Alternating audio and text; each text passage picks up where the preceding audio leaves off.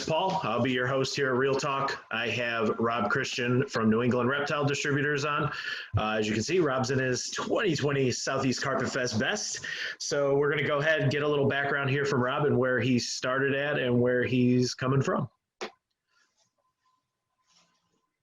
Hey. You there? Okay, that's better.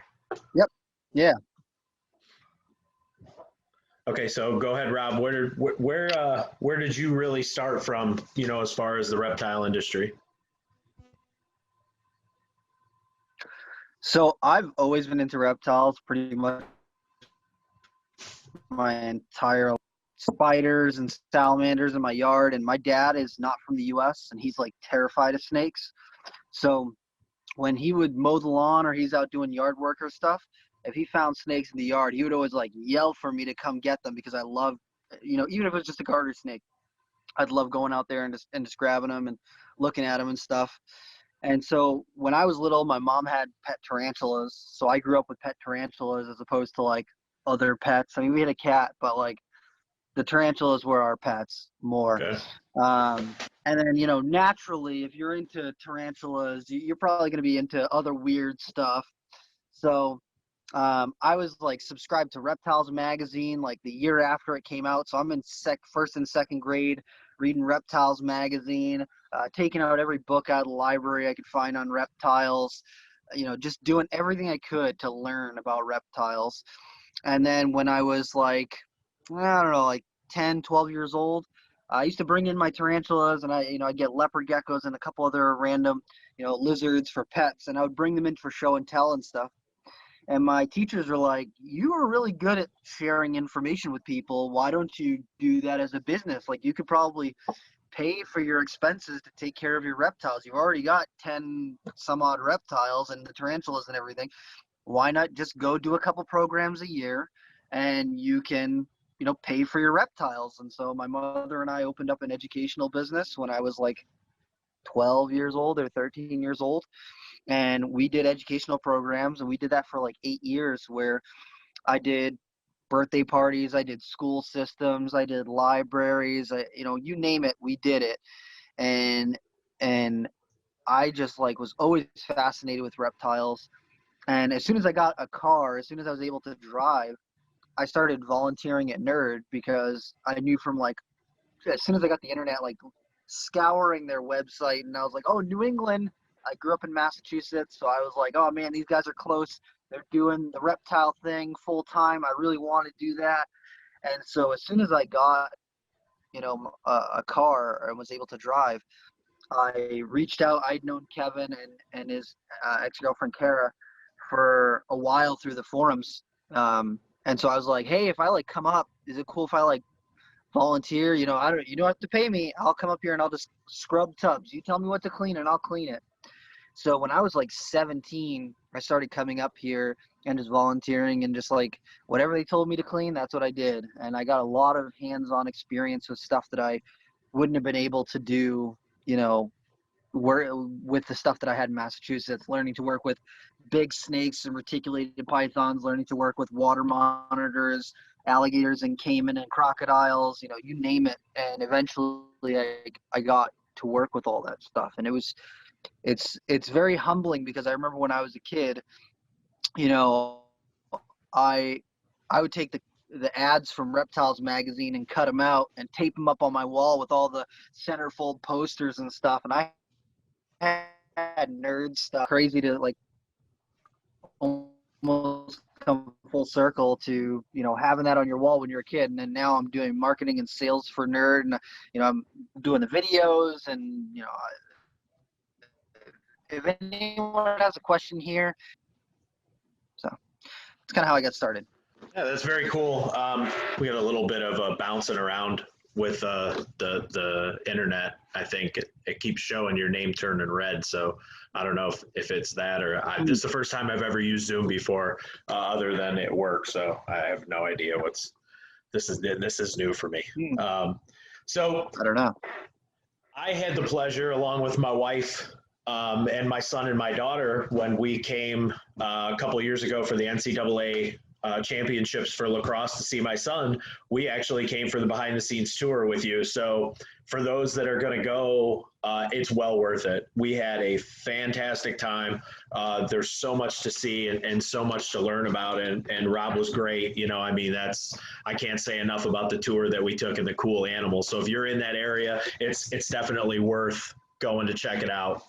So I'm going to fire off 5 questions, quick answers, and let's see where you end up. So Quick answers. Got it. Yep. Steak or chicken? Steak. Okay. Lizards or snakes? Snakes. Text messaging or phone calls? Text. So beach or pool? Sorry. Ooh.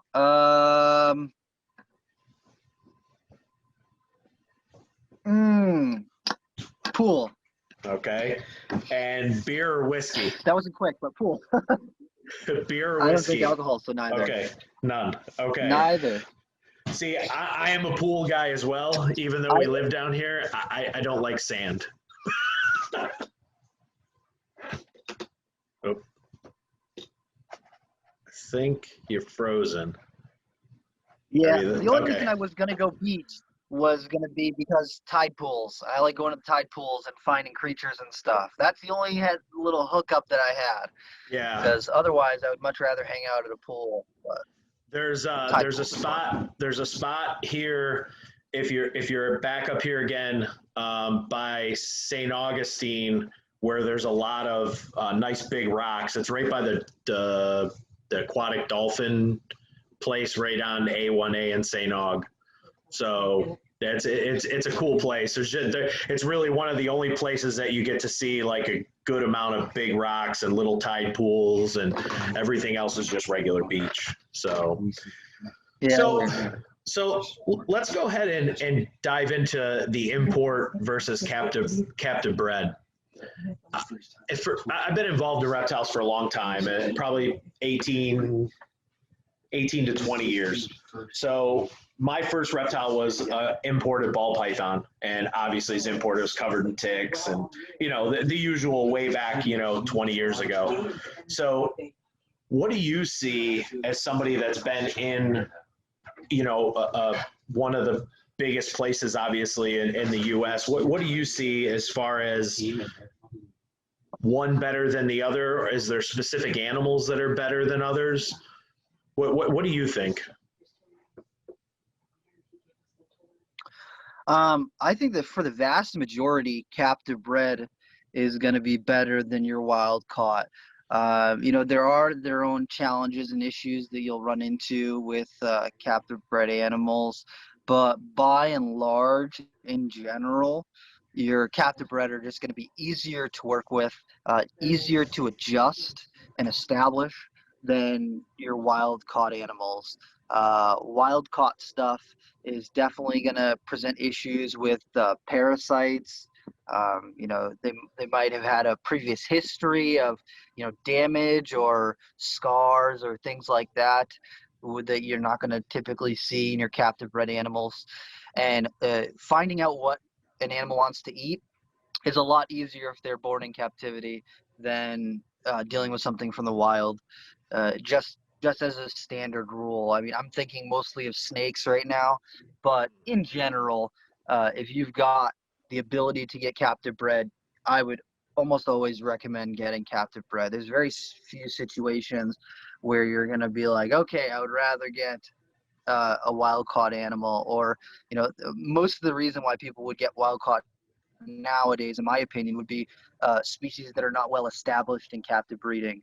That's the biggest thing that I would say is the draw for wild caught animals. Like with the ball pythons, the wild caught ball pythons, why are we importing ball pythons? That's a good question. There are over 1,000 people selling ball pythons on Morph Market in the United States right now. We do not need to be bringing in new ball pythons. And I know that people are going to be like, but what about the new morphs?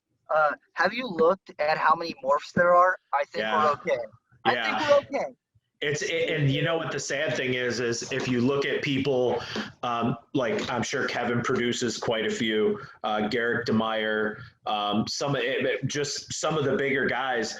There's a lot of those single gene, inexpensive normals. If somebody wants a $25 ball python, they're there. They're there. Yeah. There's And no you know what? reason. I think that the $25 ball python is honestly a detriment to ball pythons. I wish that they were no less than $100 for all of them. It might. No, go ahead. Go ahead. Yeah. Because people who get a $25 animal, a lot of times they look at it as disposable. Mm-hmm. They look at it like, oh, didn't eat, so what? Whatever. It's $25. But if you invest a little bit more money into it, you're probably going to put a little bit more thought into, okay, I need to take care of this thing. I need to make sure that I got it set up right. I need to do all the things that I do. $100 might not seem like much of an investment for a lot of people, but for a lot of people who are getting their first snake, they come to Nerd and they see a $5,000 ball python. They're like, what the hell? Oh my God, if someone's going to spend $5,000 on a snake. But if they spend that $100, I generally find that they will appreciate and look after that animal better than the people who got it for $10 or $25 or whatever. Yeah. That below that $75 price point, a lot of people they don't care that much. Yeah, it just gets tossed out the window, unfortunately, here in Florida, out to the Everglades. That's a whole nother story. So, and that's one of the points that, talking with other people is some of the imported animals are way harder to establish. Oh, yeah. But on the flip side of that, when you look at things like your Papuan carpets, it's nice to bring a good farm bred animal in that's maybe a different bloodline from the things that we have that are established here in the U.S. And I like to look at that too with something like the green tree pythons. We've all heard about Nido, obviously Southeast Carpet Fest, raising money for that. But when you start to look at animals that are in captivity, you start to see that scary trend. And that's really why I wanted to talk to more people about this subject is what is the best way to start off for somebody that's looking to go from that $100 snake to that $300 to $750 snake. Is it better to be looking at a captive bred animal that's in a very large collection that you really don't know? Or is it better to start looking at something that just came in and it's going to be a little bit more difficult, but if you're investing that kind of money at that point, you should be all in, as opposed to that $25 to $75 snake. Like you said, you throw it in a cage and just forget about it. What is your thoughts on something like that? I think it depends on your experience level, because newer people who are looking at their second snake or whatever, or their second whatever type of reptile, whatever, they might not be able to handle some of the curveballs that a wild caught animal is going to bring you. I mean, if you're looking at spending, $300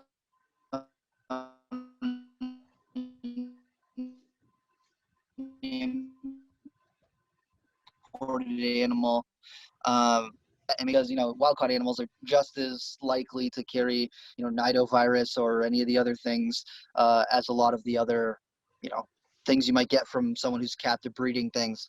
But you probably got a higher likelihood of having some sort of internal parasite, especially for a lot of different species that are not just eating rodents that were raised as reptile food.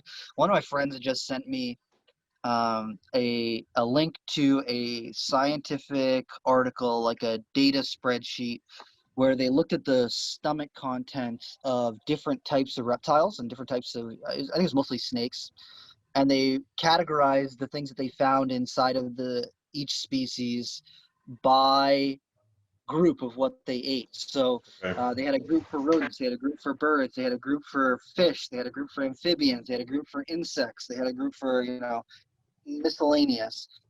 And if you look at some of the stuff that people regularly keep in the reptile hobby, yeah, a decent amount of them were like, yeah, they had mostly mammals, some birds, maybe a couple reptiles in their diet, in their stomach contents. Mm-hmm. And then you look at some of the more like fringe stuff, like they were looking at Nerodia, some of the water snakes, and they found like everything in there. They found insects, amphibians, they found birds, they found fish, they found mammals, just about everything. And when it comes to opportunistic feeders like that, where they're going to be eating, a lot of times some insects will have parasites in them. Amphibians are kind of prone to carrying parasites as well. So species that are eating those variety of different things, you're probably going to have to do 1 to 2 to maybe 3 rounds of deworming them when you get them in. So at whatever cost that is to bring them to your vet, or if you're capable of deworming them yourself, whatever the cost of those drugs are going to be in appropriate portions.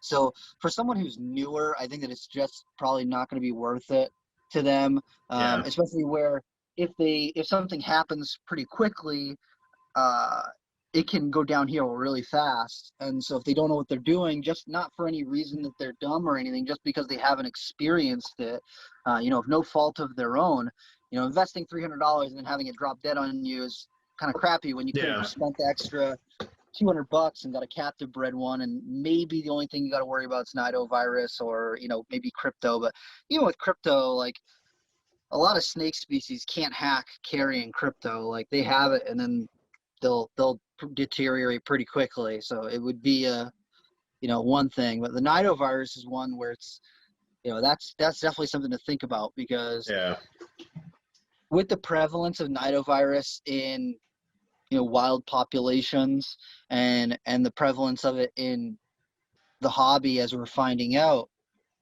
it's just one of those things that it's either going to happen or it's not. And there's not a whole lot you can do to prevent it. The only thing that I'm thinking right now that you can really do to, prevent nidovirus is to only buy fresh baby pythons as soon as they come out of the egg, before they have a chance to touch anything else.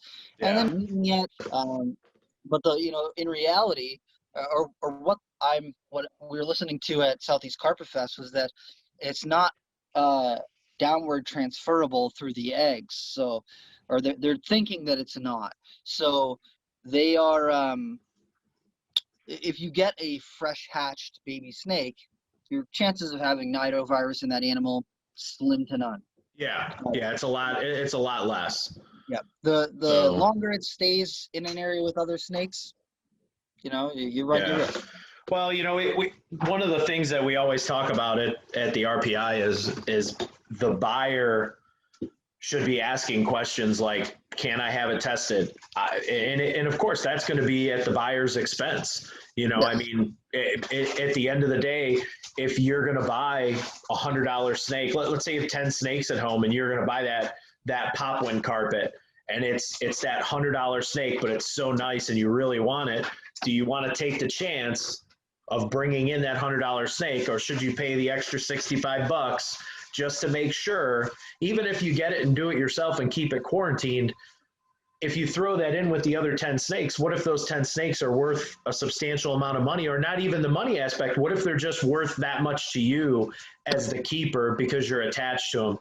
I think it's just something that everybody needs to look at now. And obviously the new normal and everything that we're going through with COVID, a snake can't tell you, hey, I don't feel well. It's either good or not. And generally when it's not, it's bad.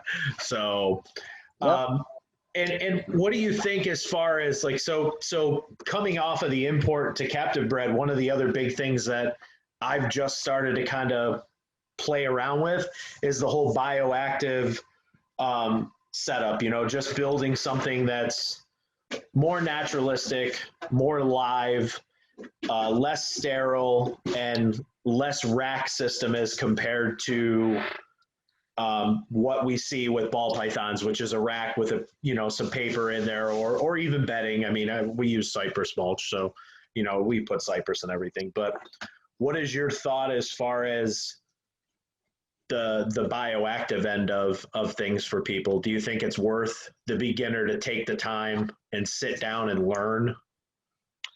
I definitely think it's worth it to learn. I think that everybody should be learning regardless of whether they're new or not, honestly. The the bioactive thing is great for a lot of different things, but then there's also things that it's not great for. And the one thing that I really don't like about the bioactive community is that they generally don't want to hear that. And it just is what it is. It's not me being mean. It's not me, trying to poo-poo on their parade. There are just certain species that don't do great in bioactive enclosures, or at least not the way that we do bioactive enclosures right now. Like, one of the snakes that I work with and breed is blood pythons and short-tailed pythons, and they just don't do good in bioactive enclosures. They just don't. In the wild, if you look up any videos of them in the wild, a lot of people find them on rice paddy farms and things like that. But what they do is they like burrow underneath the root systems of the plants.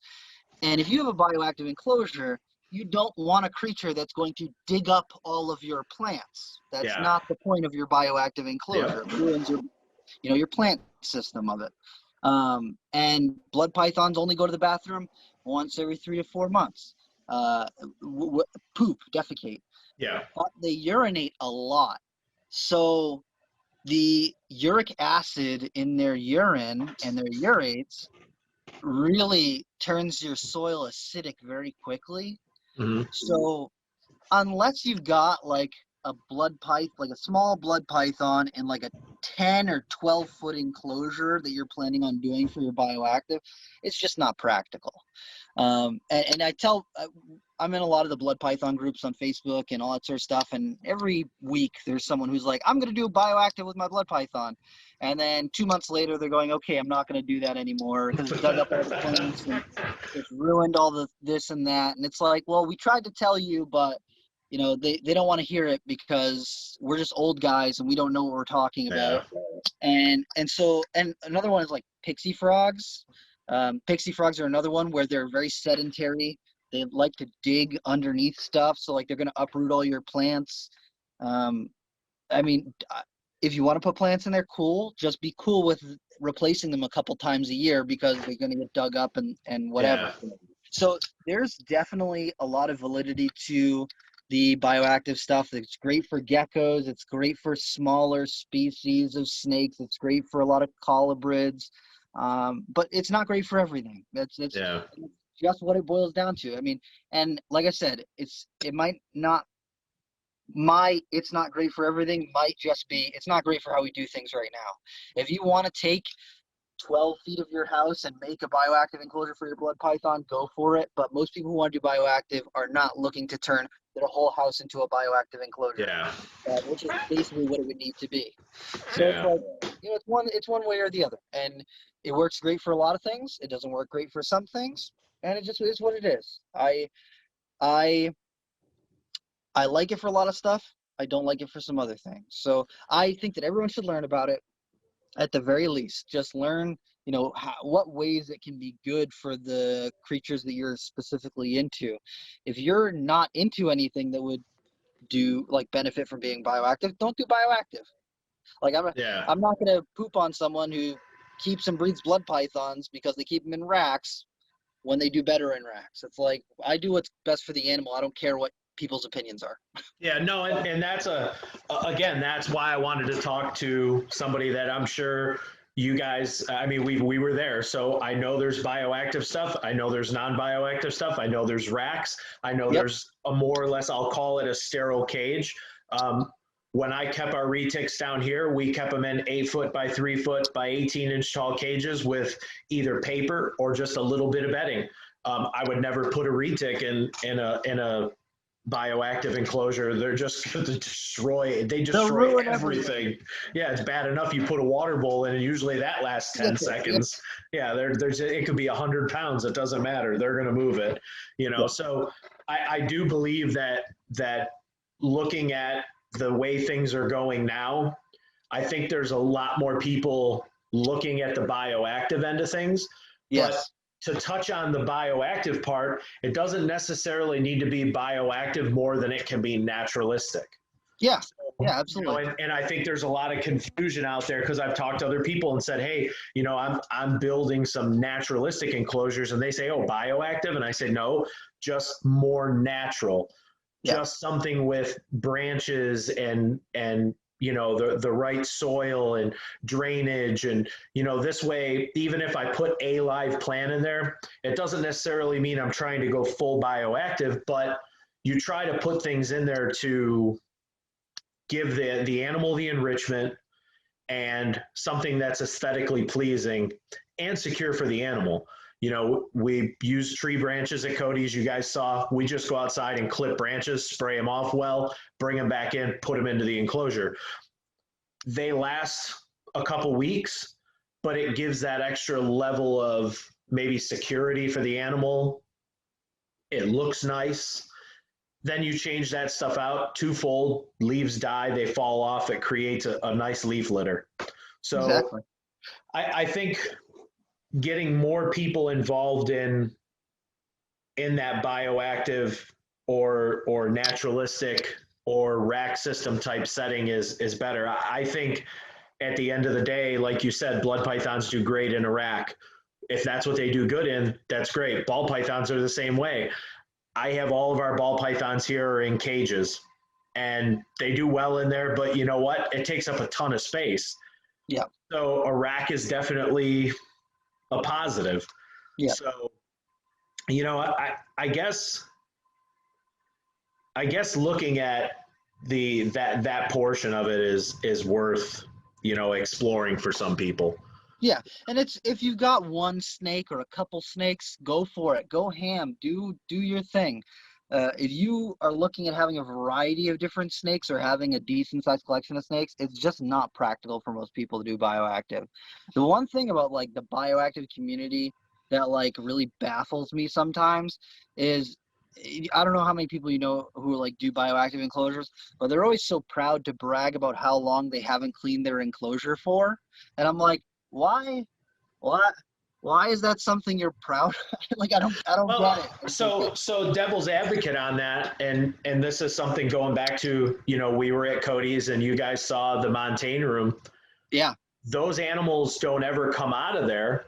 Yeah. And the reason they don't have to is because everything is taken care of. Now they're watched, heavily because obviously, they're under surveillance, from Cody, and he keeps an eye on everything. And, I don't know if you guys heard, at this point, I think it's pretty much out there. He produced right after Daytona or the weekend of Daytona while we were all there, 9 baby Arifer.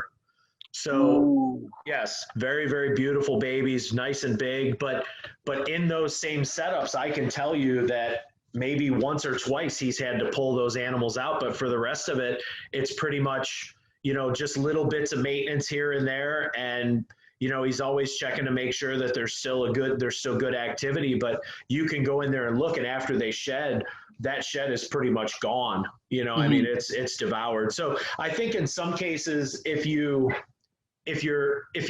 devoted to it enough to get it to that point, then it now becomes a self-sustaining system. But if you ignore it and don't pay attention to it, now you fall into that. Issues, yeah. Yeah, the thing with people being like, oh well, I haven't cleaned it in 6 months. I'm like, did you look at the snake in that amount of time? It's weird to me to be like, yeah, I haven't touched this enclosure. Like, I get it. Yeah, cool. It's kind of like a self-sustaining system, but the like bragging about not having done anything with the enclosure, like, because Cody's in there all the time. He's, checking the plants and doing all the stuff, watering things and everything. So he's not going to be like, I haven't touched this enclosure in a year. It's like, exactly. He's done it. It's just weird to me because for people who don't, might not be as up on the information, they're going to hear, oh, wow, this person didn't clean their snake in 6 months. And it just sounds horrible to me. Yes. It's like, sounds like an episode of Hoarders. So, and that leads into other topics like, you keep snakes. Do you sleep with them? Do they crawl around your house? I mean, how many times have you heard, listen, I get it all the time. Everybody that I work with is like, you work with venomous snakes. Do you play with them? Do you touch them? What do you do with them? And it's like, you guys, come on, like, no, they don't just crawl around the house. The big one was the retics was, well, they're that big. Do they just live in your bedroom with you? It's like, no. Yeah. They actually share the kitchen with me. They don't come in the bedroom. Yeah, but those are things that, again, perception is what we do in this industry. Is we're perceived as weird, outcast, different, but somebody that keeps 5 birds in their house, or they have 4 cats or 5 dogs, are they looked at that way? No. Not usually. No. Maybe the bird people. Maybe. So what's new and exciting there at Nerd? What do you guys have coming up? Anything exciting? Trying to think, because there's probably all sorts of exciting stuff happening, but when you see it every day, it's like, oh, that happened. We just hatched out double het T-positive albino snow water monitors, so that's pretty cool. We bred a T-positive albino to an axanthic, 6 months of incubation, and those babies just hatched out. We got 20 babies or something like that from them. Either 15 or 20, I don't remember. That was pretty cool. We got the T-positive albino white lip python has been breeding. The female's looking like she's loaded up with follicles, so we'll see. I've never bred white lip pythons before. I know a couple of people who have, like, locally, but I personally have never bred them, and I think it's been a while since Kevin has, if he's done that before. But that's pretty cool. I'm pretty excited about that. We're just raising up the het leucistic king cobra. Lilith is doing really good right now. How's she? She turned the corner? Yeah. Oh, yeah. Okay. Good. She was looking rough there for a minute, and then she went through a shed cycle. She just came out of her shed cycle. She had a little bit of stuck shed around that eye that was swollen, so we just soaked her today. And the mouth area that was swollen is like almost completely back down. The area around the eye is still a little puffy. I think that she's going to eat one more time. She's going to go through another shed cycle. After that, you're barely going to be able to tell that anything happened, honestly. That's good. That's scary. That's arguably one of my favorite snakes. So that's incredible. Yeah. Well, that's great. I watched, I think it was the newest video. There's a ivory water monitor. Did I hear Kevin talking about that? Yeah. Oh, very nice. And he has babies that are heterozygous from that? We hatched out 2 babies maybe 6 months ago. Okay. And then we just had a clutch of 9 babies hatch out 2 days ago. Oh, nice. Nice. So that's fantastic. That's, again, Kevin does a great job, and I think everybody gets excited when they see, how cool the whole water monitor thing is. And, we experienced it firsthand with water monitors crawling all over. So, it's for anybody that's never had that experience, it's amazing. I can't say enough about, what you guys are doing. So it's good to hear that things are going, in the right direction. Now, you keep scrub pythons too, correct? They're my favorite. My absolute favorite. Yeah. I remember that. Yeah. Now, do you have any that are breeding right now, your own stuff, or? My first scrub python that I ever got, Janet, I tried breeding her last season. I got a bunch of locks out of them, but I ended up having to move her from one part of the building to another part of the building, like right as she was starting to cycle. So I was ultrasounding her, and she was sitting at like 32 to 35 millimeter follicles, which is like just about to turn into eggs. And then when I moved her, she reabsorbed everything, and it kind of threw everything off. So I didn't see locks out of them. I had paired them this time last year, and I didn't see any locks. I didn't get any courting or breeding action until April. Okay. So I'm going to try that again this year, like towards the end of March, beginning of April. I'm going to start pairing them up again to see. And then I've got another female who is initially a wild caught animal, but she's right around the same length as Janet. She's probably like 10, 11 feet long. I'm going to be trying to pair her up this year too, because if Janet makes any babies, I will not sell any babies. Yeah. If the other girl makes some babies, I might sell a couple. Yeah, you know what? I see Cody. He produces this stuff, and he's. It's so bad to see that he doesn't want to get rid of anything. It's like no, Not that one. Not that one. Yeah, not that one. You know, so it's tough. You know, I mean, I'm sure that's a huge factor to working with something for so long, and then it produces, and you're like, I don't want to get rid of those. You know, Yeah. so. Yeah. Especially where Janet's kind of got like her own little following now. There's a lot of people who like know about her, and and if you know about scrub pythons, you know that they're not usually always very docile. They're not usually very tractable snakes. But I got her. She's a captive bred animal. She's a captive bred Prada line barneck scrub python. I got her when she was like 2 months old or 3 months old or something. So she was like a little tiny baby. Yeah. And I actually got her from Nerd. And at the time, I was living in Maine, so it wasn't legal for me to have her up there. Yeah, but I had picked her out because she was the most docile baby out of the entire clutch. The guy who was running Nerd at the time, his name was Andy. And he called me up and was like, you need to come down here today. And I was like, I'm busy, I'm working. He's like, no. You need to come down today. Like, you need to come down and see something. It's for you. Because me and him go way back to when I was like 16 years old on the online forums and when I was volunteering here. He's the one who taught me to work with reticulated pythons and all that stuff. But he knows that I've been a diehard scrub python person since like I was little. Like I always loved them. But when I was younger and I was getting bloods and short tails and ball pythons and Amazon tree boas and all that stuff, I stayed away from getting scrub pythons because when I was living with my parents, I didn't want to get a scrub and then have to get rid of it. Yeah. Like my goal with them was to have it from as early as I could and keep it their whole life. I don't ever want to have to get rid of them. They're my absolute favorite. It'll break my heart if I got to get rid of them. Yeah. So when he got this clutch of babies in, he called me and was like, you need to come down today, like yesterday. You need to come down now.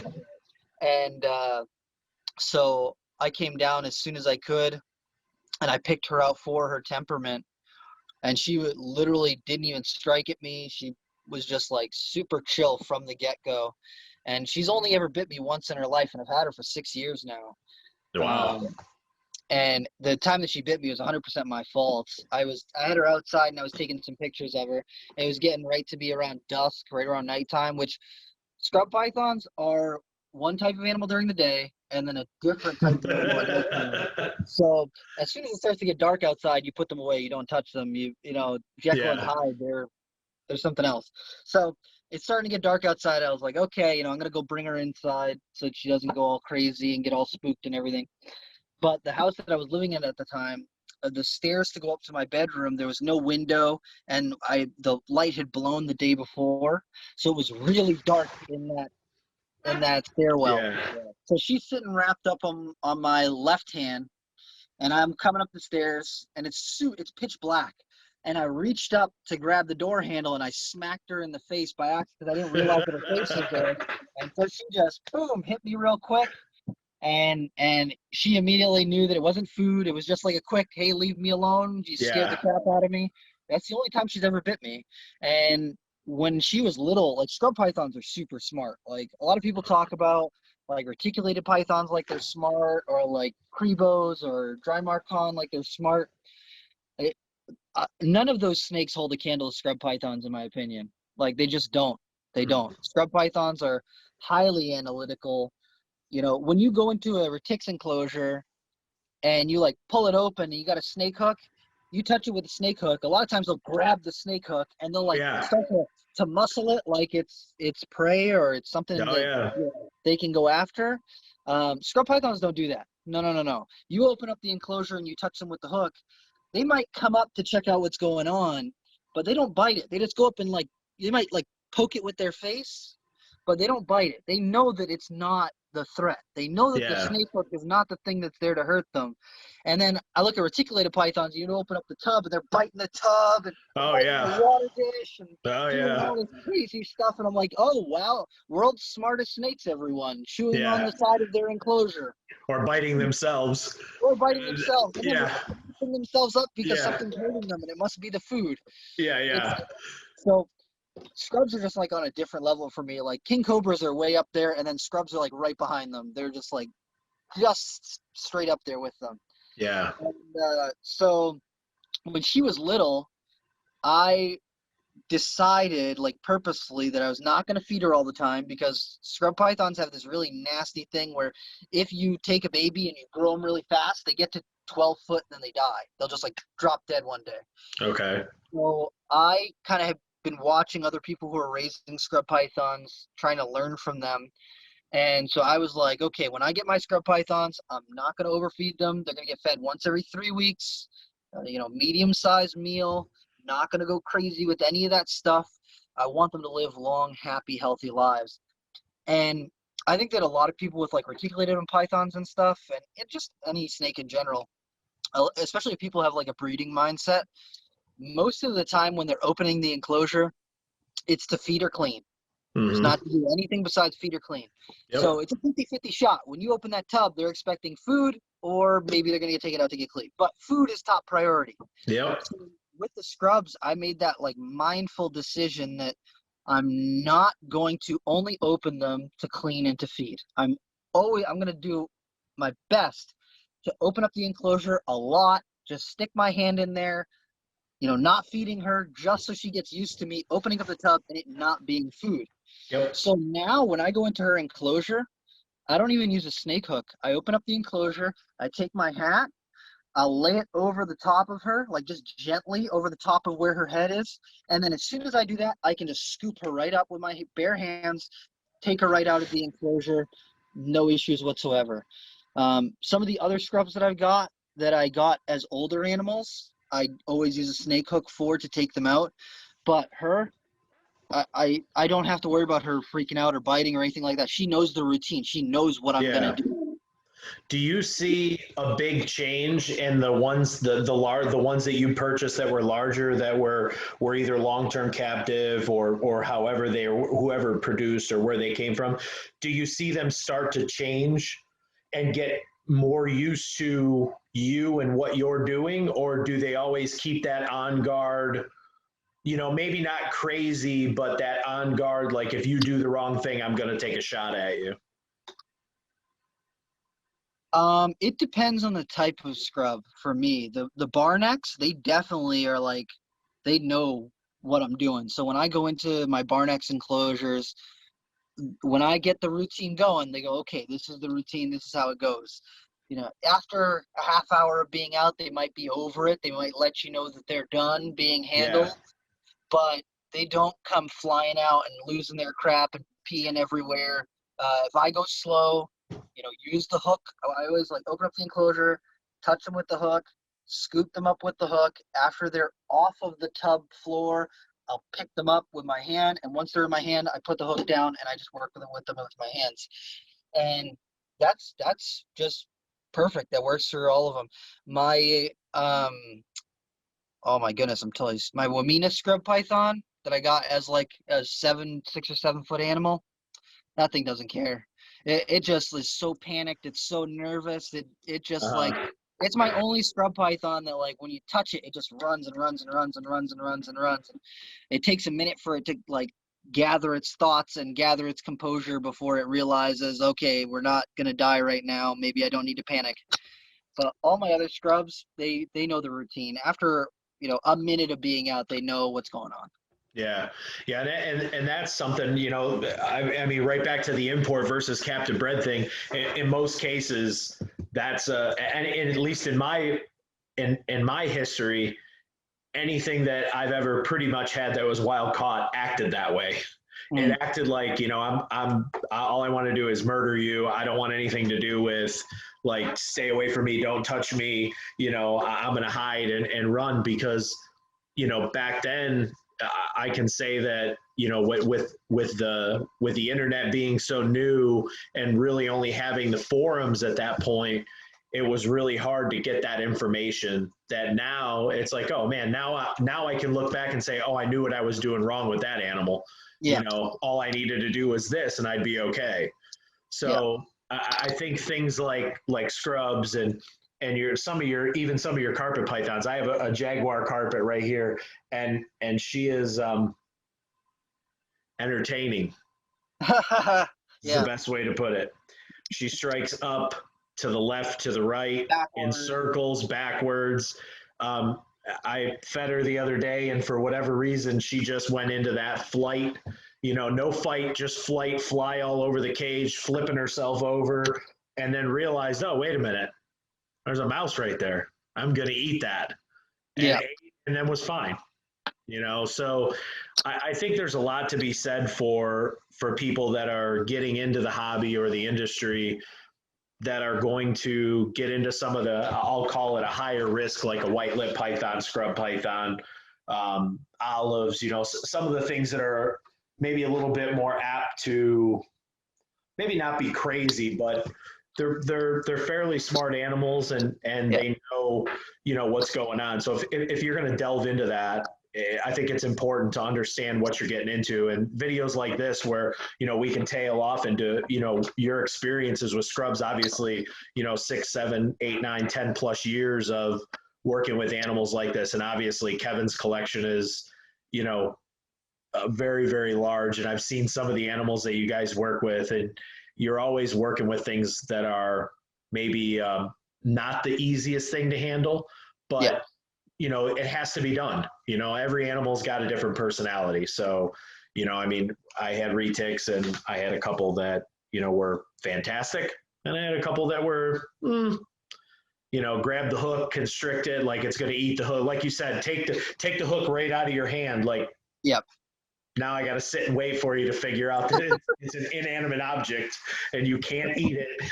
You know, and then, okay, it lets the hook go and I pick it up and it craps all over you. And it's like, really?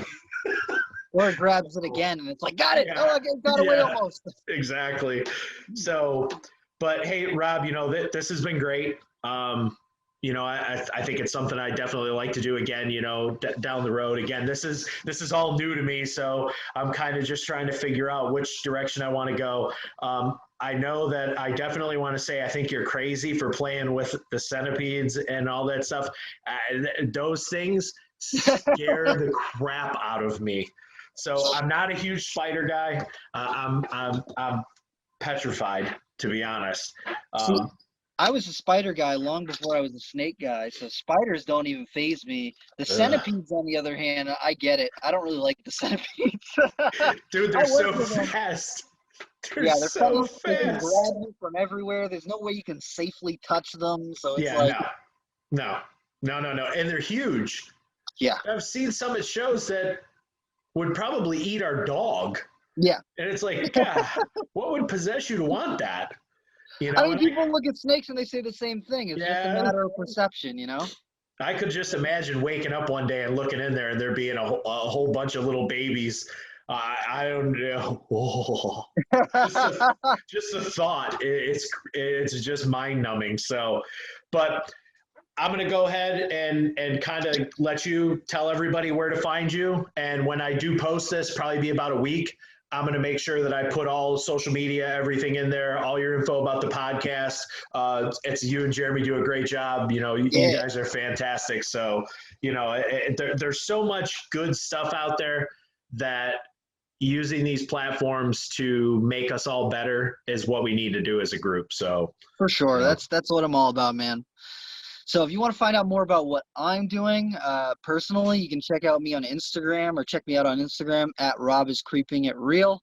I post mostly snake stuff on there, and then on my story I post a lot of like memes and stuff just because I like having fun. I try and keep my social media kind of fun. A lot of people use social media and they get depressed and it's all fighting and political and all crap, and I just like to have fun with it because, dude, life's too short.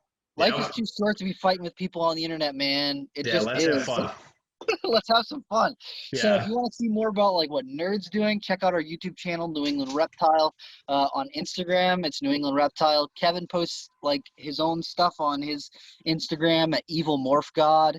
And then me and Jeremy have got a podcast that we've been doing. It's almost a year now. It'll be a year Yeah. at the end of March. And it's called Reptile Talks. So you can check us out on basically any major podcast platform. We're on Stitcher, Spotify, Google Podcasts, Apple Podcasts, iTunes, iHeartRadio, all that sort of stuff. And we have our own little site that you can listen to the episodes on there as well. It's called Reptile Talk. So on Instagram, we're at reptile.talk. And then find us on Reptile Talk everywhere else. So, man, thank you. It has been a pleasure. We'll have to do this again. Hell yeah, brother. I will talk to you soon, man. Good night. Take care, man. Yep. Bye. Bye.